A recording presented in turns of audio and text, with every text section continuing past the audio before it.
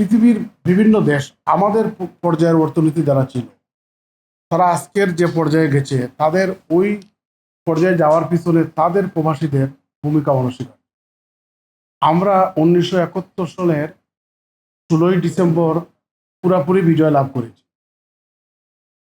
ওই একই বছর 2রা ডিসেম্বর ইউনাইটেড আরব আমিরাত স্বাধীনতা লাভ করে, পাশাপাশি কাতারও স্বাধীনতা লাভ করে। আমাদের 2-3 বছর আগে মালয়েশিয়া, সিঙ্গাপুর স্বাধীনতা লাভ করে, কয়েক বছর আগে। তাদের অবস্থান কোথায় আর আমরা এখন কোথায় আছি অর্থনীতির দিক দিয়ে? আধুনিক মালয়েশিয়া গঠনে মালয়েশিয়ান প্রবাসীদের ভূমিকা ছিল অপরিসীম।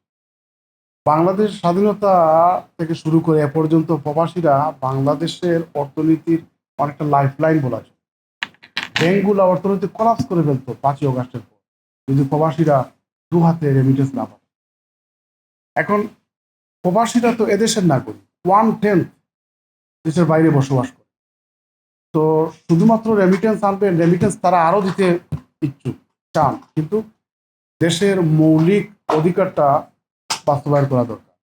এবং পলিটিশিয়ানদের ব্যাপারে একটা কথা আছে, যে politicians tend to build a bridge where there is no river. যেখানে নদী নাই সেখানে ব্রিজ করে দেওয়ার ওয়াদা পলিটিশিয়ানরা করেন। এটা সব দেশেই এভাবে হয়। তো আমরা পলিটিশিয়ানদের প্রতি শ্রদ্ধাশীল, তারা দেশকে আগাইয়া নেবেন, অন্য উচ্চতায় নেবেন, কিন্তু আমরা 1/10 যারা দেশের বাইরে বসবাস করি তাদের এই সাংবিধানিক মৌলিক অধিকার দেওয়া দরকার।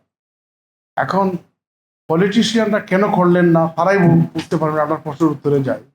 একটা কথা আছে যে politician think for next election, Statesman think for next generation. মানে রাষ্ট্রনায়ক যারা পরবর্তী জেনারেশন নিয়ে চিন্তা করেন, আর রাজনীতিবিদরা আগামী নির্বাচন নিয়ে চিন্তা করেন। সম্ভবত বাংলাদেশে আমরা ওই মাপের রাষ্ট্রনায়ককে পাই নাই, যার কারণে আমরা এই অধিকার থেকে বঞ্চিত সফার।